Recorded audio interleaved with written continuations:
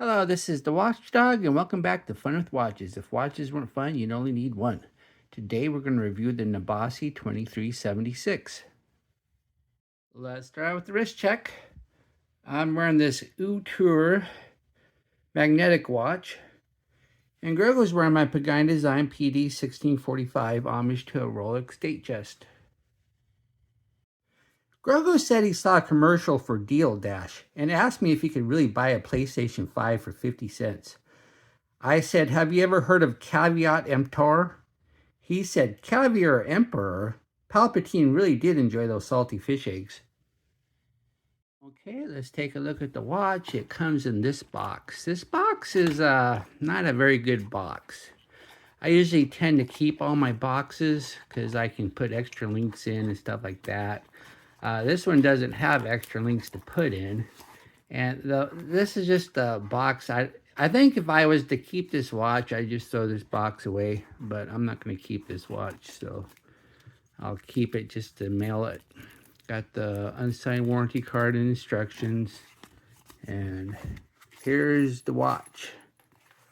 It also comes with a sizing tool. And you're thinking, well, it doesn't have any links to remove. But you can use this sizing tool to adjust the clasp of the mesh bracelet. See, you can put it right in there to lift it up. But here's the watch.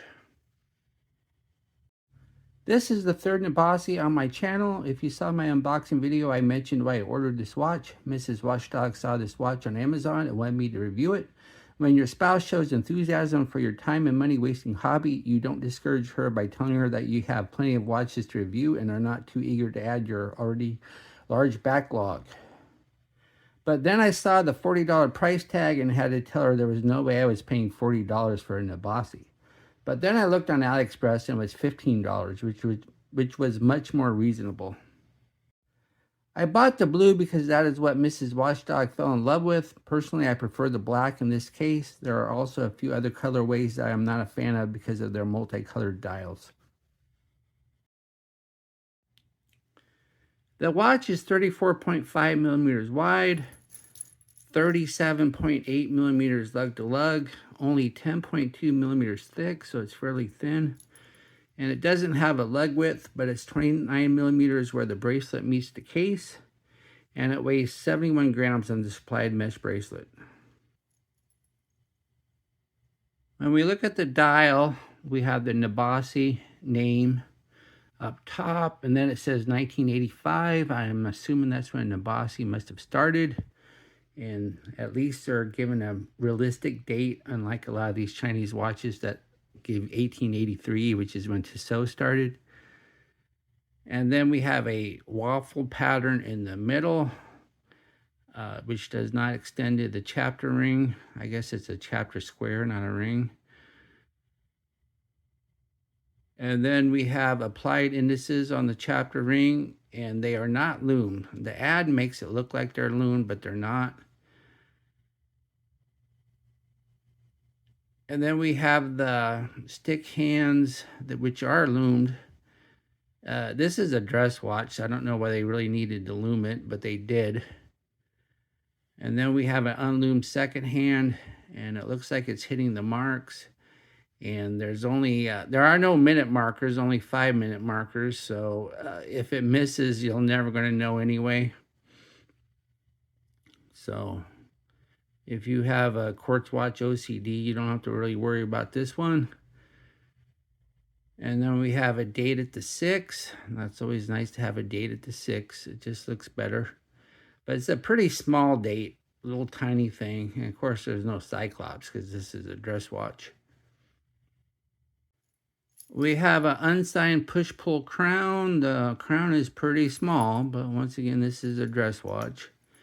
And let's see, yeah, it's pretty loose. So let's see if we get that annoying minute hand jump. No, we didn't get any annoying minute hand jump, so that's nice. And then we have a mineral glass crystal, and it is domed. And it's single dome because you can see the distortion. You're not going to get double domed at this price, and you're not going to get sapphire at this price.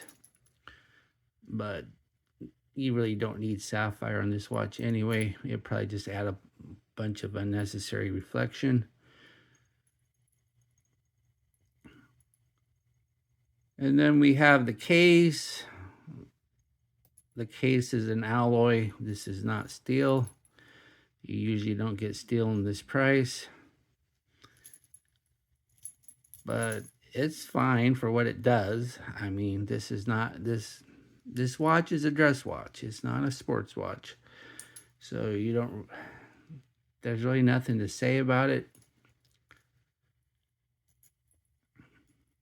Then we have the case back. It's a press-on case back. It says stainless steel back, which is a good tell that the rest is not. And you're just getting 3 ATM water resistance. And then it has the model number down there. I don't know what the movement is because I didn't want to pop the case back, and more than likely it's not going to tell you anyway. Just a simple fact that you didn't get the annoying minute hand jump. I have nothing to complain about it. And then we have the bracelet. The bracelet's a mesh bracelet. It's not bad. It's a little thin, but it's plenty sturdy for considering how light this watch is. And then we have the buckle or the clasp, and as you can see, you have these little notches in the bracelet for adjusting the position. So you got all kinds of adjustment. They're really close to each other. And to adjust it, here's a little slot. Just take a tool and then just lift it up here, and then you can move it back and forth. No problem there. And the clasp is signed. Here's the watch on my 7.5-inch wrist. It looks bigger than it is. 34.5 millimeters sounds small, but it doesn't look small on your wrist. And it's really light, and it's very comfortable. This mesh strap is perfectly fine. Here we are in the lume room. A dress watch doesn't need lume, but this one has it, so we're going to test it. As we speed up the time, we see that only the hands are lumed and they are fading fairly fast. Not as bad as the George I tested, but still pretty bad. Don't know why they even bothered, because this is a dress watch.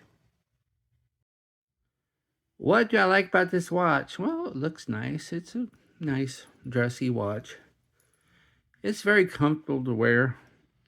And I do like this mesh strap. I think they did a good job with it. What are my gripes and groans?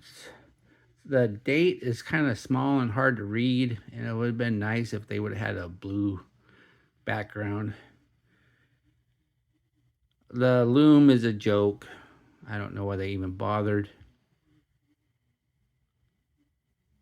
And it's a little bit too dressy. I can only imagine wearing this in dress situations and not for everyday use.